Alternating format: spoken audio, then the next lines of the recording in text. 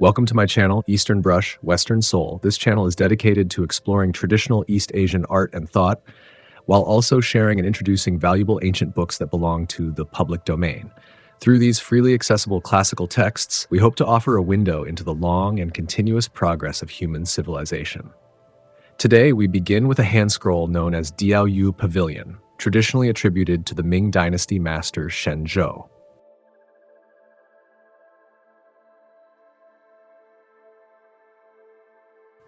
The painting unfolds a quiet world of retreat and reflection. Among clustered rocks and old trees stands a tiled roof pavilion by the water. An elderly man sits on a square mat before the pavilion, facing a crescent-shaped pond. A fishing rod rests beside him, not so much a tool as a gesture of waiting. Across the water, a low embankment enclosed by a rustic fence suggests a space set apart from ordinary life, evoking the ideal of reclusion cherished by Ming Literati. At the upper right of the scroll, a full moon emerges gently from thin, lightly rendered clouds. With only the lightest touch, it completes the poetic theme of fishing for the moon, not as an action, but as a state of mind.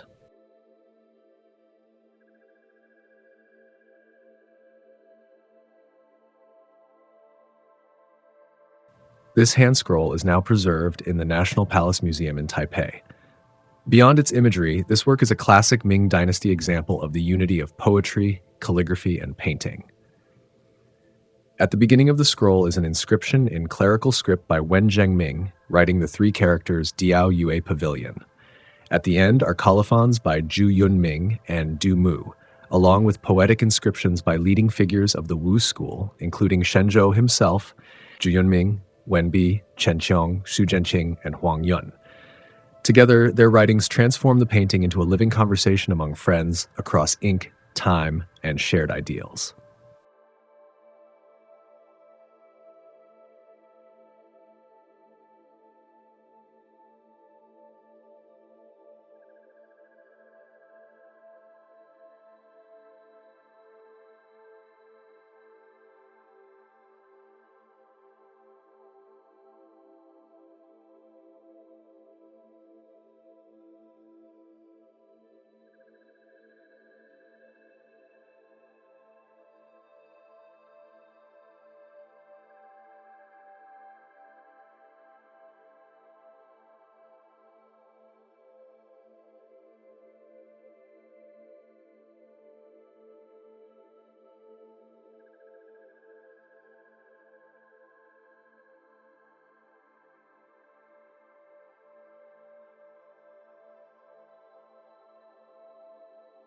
Following the painting are 8 colophons, written by leading literati of the Ming Dynasty. Together, they reveal how this hand scroll was understood, shared, and emotionally inhabited by its circle of viewers. The first colophon is by Zhu Yunming. Zhu Yunming recounts the origin of the Diao Yue Pavilion. He explains that Wu Tingyong built the pavilion behind his residence, first planting trees and digging a pond, then adding the pavilion as its focal point. What matters most to Zhu, however, is not the architecture, but the intention behind it. Tingyong built this pavilion to honor his parents, and only felt true joy once it was completed. For Zhu Yunming, this is a perfect example of how human feeling deepens through sincere pursuit, and how principle becomes refined through lived experience.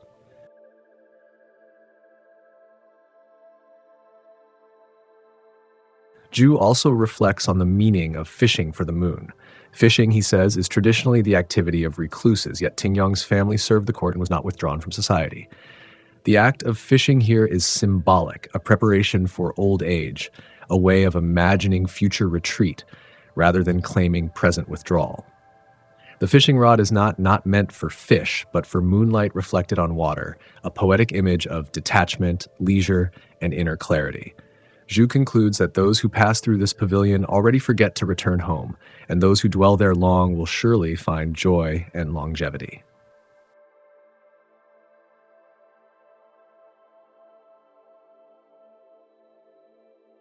The second colophon is by Du Mu.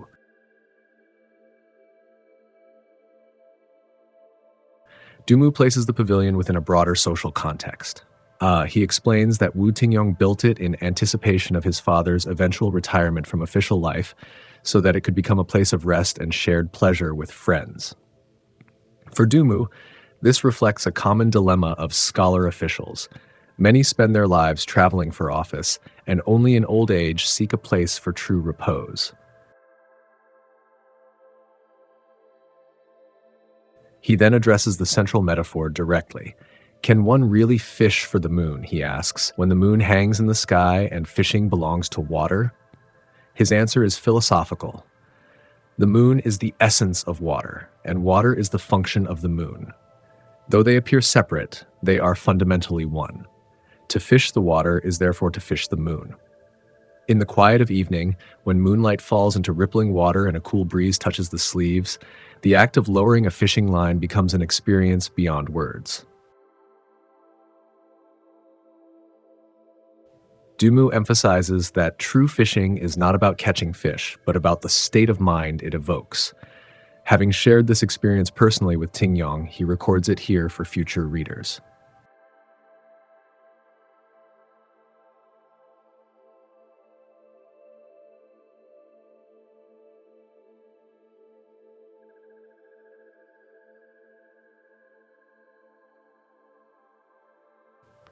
The third colophon is a poem by Shen Zhou himself. In this poem, Shen Zhou blends landscape, body, and emotion. He writes of chanting poetry by the water, feeling the cool night air, and imagining that he could touch the sea and lean against the sky with his fishing rod.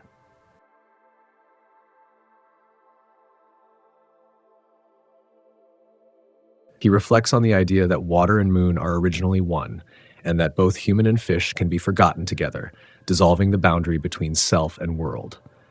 Standing alone by the winding railing, his hair stirred by autumn light, Shen presents himself as both participant and observer, fully immersed yet quietly detached.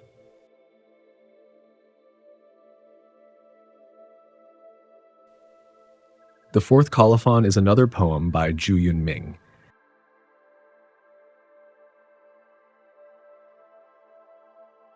Here, Zhu adopts a more playful and ironic tone. He describes a humble thatched structure above blue water, suggesting that late in life, leisure becomes the greatest achievement. The fishing line no longer concerns itself with dragons or fish, and the sun and moon continue their cycles regardless of human effort. He jokes about legendary figures and even the moon goddess Chang'e, implying that lofty myths and worldly ambition dissolve into gentle humor. The poem ends with a sharp contrast between city life and rivers and lakes retreat, asking who will remember this refined intention through poetry.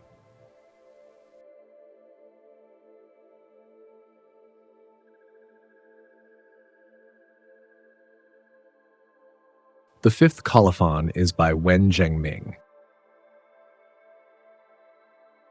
Wen Zhengming praises the pavilion as an airy structure overlooking clear water, capable of transforming city life into the feeling of a mountain stream. He likens the spirit of the place to that of classical recluses and notes that even the name of the pavilion echoes Neo-Confucian learning. In the quiet of night with cold water and rising wind, the scene becomes introspective rather than dramatic. Wen concludes that when rivers and lakes are everywhere in one's mind, there is no need to compete with fishermen for smoke and waves. True retreat is internal.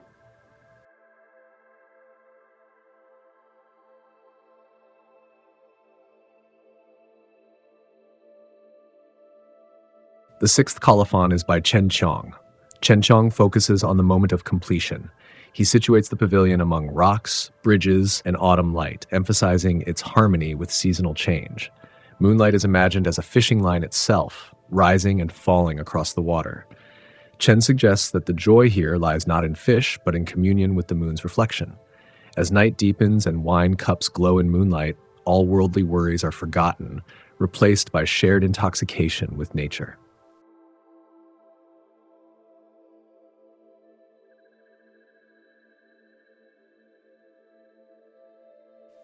The seventh colophon is by Xu Zhenqing.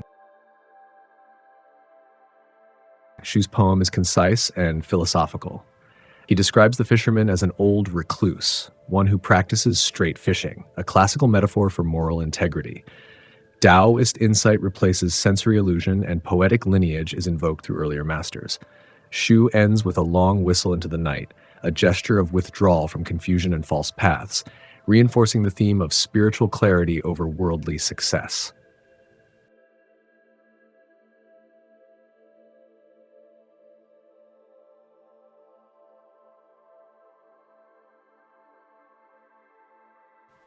The eighth and final colophon is by Huang Yun. Huang Yun's poem is quiet and atmospheric. A bright moon rests in a blue pool, and the soft sound of water is heard in stillness. The scene becomes a place to wash away dust and worldly concerns. Fishing lines are gathered as cranes enter dreams and gulls form silent alliances by the rocks. The image of a snow-clad fisherman in straw cape and hat links past and present, suggesting that the name of fishing for the moon transcends time.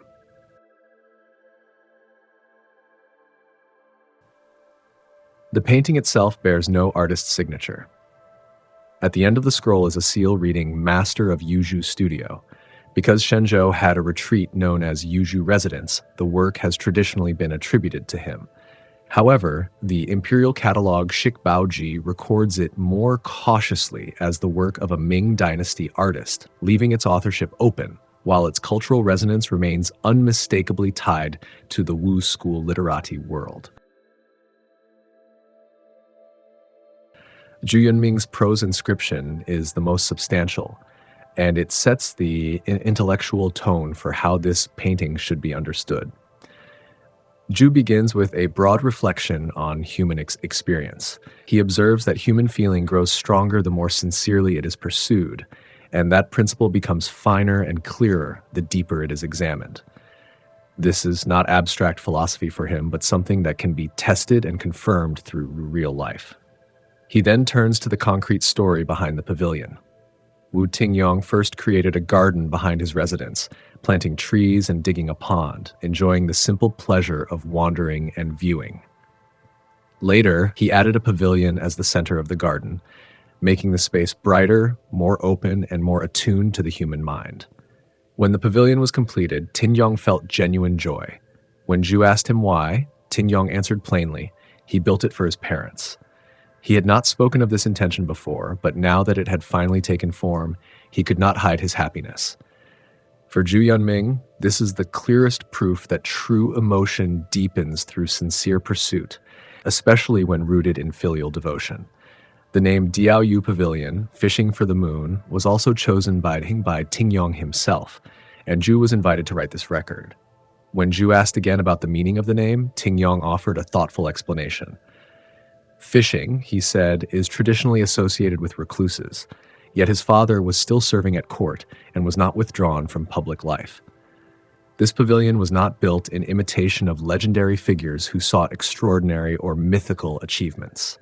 Rather, it was created in quiet anticipation of the future, as a place prepared for retirement, when age would naturally lead away from official duty. Tingyong made it clear that the fishing rod was not meant for catching fish. The line, the fish, the act itself were beside the point. What mattered was the moment after drinking and composing poetry, when one could play with clear ripples and let moonlight shimmer across the water. The phrase, fishing for the moon, was, in his words, simply a name used to lodge his feelings, not a literal claim. Zhu Yunming responds with a sigh of recognition, noting that this too is in principle becoming refined through deeper understanding. Zhu then reflects on the pavilion itself. In his eyes, its beauty is already complete. Those who pass through it, whether morning or evening, naturally linger and forget to return home. How much greater, then, must be the joy of those who dwell there over time? From this, Zhu confidently predicts that Tingyong's father will one day enjoy both happiness and longevity in this place. He anticipates an objection, that those who find pleasure there are merely Tingyong's friends, and that his parents have not yet even seen the pavilion. How can one be sure of their joy?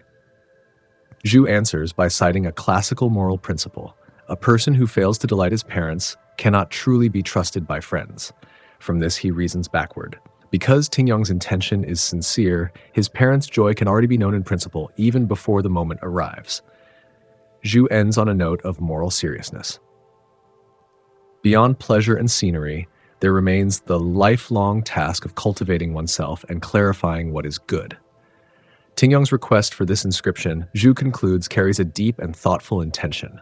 It is not merely about a pavilion, but about character, time, and the values that endure beyond immediate enjoyment. Zhu Yunming wrote this inscription in 1496 when he was only 36 years old, already at the height of his intellectual energy and calligraphic skill.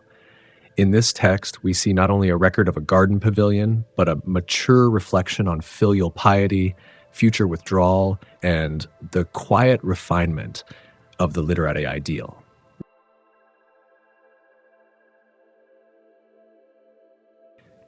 As we come to the end of today's viewing, it is worth returning briefly to the figure traditionally associated with this handscroll. Shen Zhou, born in 1427 and active until 1509, styled Qinan and known by several literary names, including Shiqian, White Stone Old Man, and Master of the Yuzhu Studio, was a native of Changzhou in today's Suzhou, Jiangsu. He stands as the founding figure of the Wu school of painting and is counted among the four great masters of the Ming Dynasty. Although this handscroll appears restrained and simple at first glance, it unfolds a remarkably rich world. Painting, poetry, calligraphy, and moral reflection are woven together into a single, continuous experience. The pavilion, the water, the moon, and the written voices of friends across generations together form a quiet meditation on time, retreat, and human feeling. This is not a work that seeks to impress through spectacle. Instead, it rewards slow-looking and thoughtful reading, inviting us to linger, just as the visitors to the pavilion themselves were said to forget the way home. Thank you for spending this time with me on Eastern Brush, Western Soul. If you enjoy exploring classical art and ancient texts through a calm and reflective lens, please consider following the channel. Until next time, may your days find space for stillness and your nights leave room for moonlight.